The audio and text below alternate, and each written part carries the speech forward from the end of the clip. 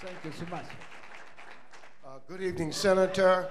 My name is William Fry. My concerns is that I'm a federal employee who has a PPO.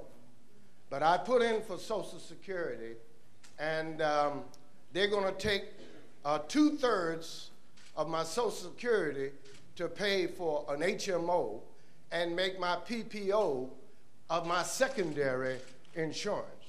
Now, my problem with that is that my mother had an HMO, and because they would not allow her to see a specialist, she died of cancer.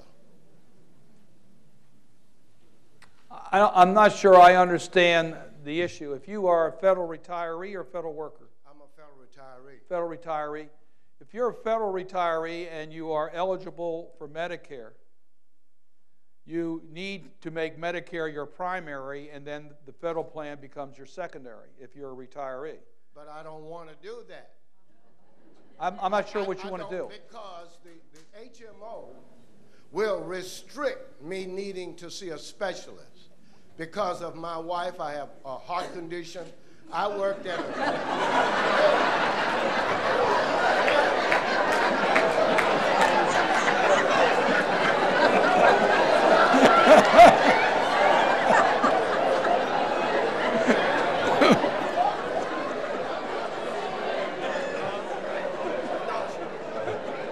I'm sorry. Is she here tonight?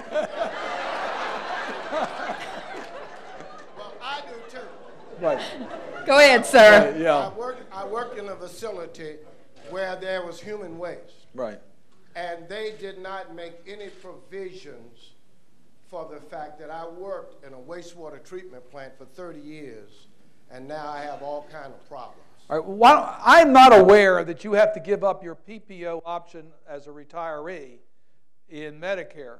Medicare allows you to continue pretty much your current choice of doctors with Blue Cross Blue Shield. I'm not aware of you losing any of your rights on choosing your doctor with full payment because you're now in Medicare. The only exception I can think about, if you have a doctor who's not participating in the Medicare system. Which is, you are absolutely correct. Right, you have a non-participating My position. heart doctor does not participate. All right, so you have a non-participating. And I don't want to change. All right, so that's a separate issue. It's not really a federal retiree issue. We are seeing a trend of more and more doctors not participating in Medicare. And that's a real serious problem. And as we look at reforming our health care system, that's one of the issues we are trying to resolve by dealing with the reasons why certain doctors have pulled out of the Medicare system. Now, in some cases, they become totally private pay. So it's not even a fact of whether they'll take your private insurance. They won't take any insurance. They're totally private pay. And that's a dangerous trend in this country, and we hope that as part of reform, we'll be bringing the medical community back in, and we won't have that dilemma. Good evening, Senator. You may remember me. My name is Robert Broadus. I asked you for help about a year ago in getting a job. I needed help because the executive branch was dragging its feet on one of the requirements. Because they dragged their feet too slowly and your office wasn't able to help in time, I lost my job. I had health care through my employer. I had to hunt around and get another job. I took a very significant pay cut in this new job. You know about the housing crisis, how all the home values are falling, my home value is falling, my family members' home values are falling. When I looked at what I was going to have to pay to buy health insurance at my new job, I said the health insurance costs too much. Can you tell us your question, sir? I decided not to get the health insurance. That's working out fine for me because I'm able to save that extra money and give it to my family members and use it on myself. Senator Cardin, I want to know, are you going to tell me, an individual protected by the Constitution, by the 9th Amendment, and by the 10th Amendment, that I have to buy health care, or else you're going to fine me $2,500 every year that I don't do that. Our founders ensured that we had a Bill of Rights, and I want to see you uphold our rights under the Constitution, sir. Well, thank you for the question. Thank you for the question. Here's the dilemma we face. What happens if you get sick? What happens if you are in a car accident? Or what happens if you happen to slip and you have a broken bone and you end up in the emergency rooms and you don't have the savings to pay for it? And we have 46 million, 47 million Americans who are in this position today. The great majority of these people are not in the position where they can pay their bills. Many of them go through personal bankruptcy. It's one of the largest reasons for personal bankruptcy. And then you are a hospital trying to make ends meet in a community with a large number of uninsured, and you can't stay in business because you don't have the rates coming in because too many people don't have health insurance. So you locate in a different neighborhood, and all of a sudden there's not access to care.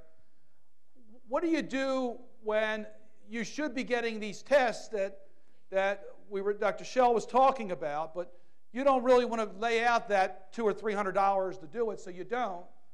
And then you enter the system in a more costly way, and you become what we call you don't pay. You are a part of the population that shifts its cost over to a person who does pay. And they're paying for you. And they're paying for you in a more expensive way. The same argument was made for driving a car. For many people, driving a car is an absolute essential. You can't get along without driving a car. So why should you have to have liability insurance? Where does it say in the Constitution that I have the right to require you to have liability insurance? I don't see it written anywhere. But if you cause damage, you're responsible for it, and if you don't have insurance, the chances of you paying for it are rather remote. Well, there is a provision in our Constitution that we don't have debtors' prisons in America. So I think the overwhelming policy here, I understand that. I don't take requiring you to buy insurance lightly. I think it's an issue that should be taken very carefully by the Congress of the United States. It's not that we have 2 million uninsured in America or 1 million uninsured. We have 47 million uninsured, and that number is going to continue to grow, and it's causing this country to have a healthcare system where so many people are being denied access because of the location of facilities and cost. I just think the overriding public interest is to require you and everyone in this country to have health insurance.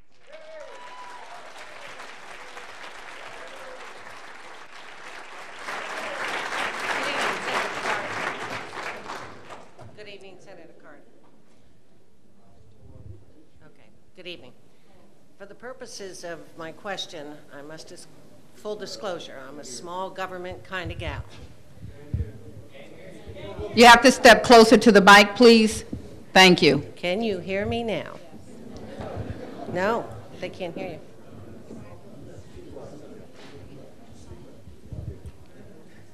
Hello?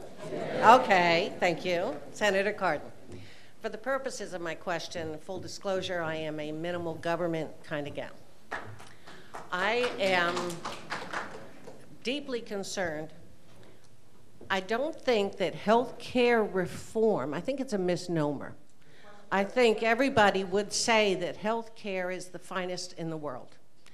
The problem is the cost. The cost is the problem, and that is a result of the insurance companies. Now, I believe it was in the spring of the 109th Congress when you were discussing the formation of AHPs, Associated Health Plans, and that would have lent itself toward competition.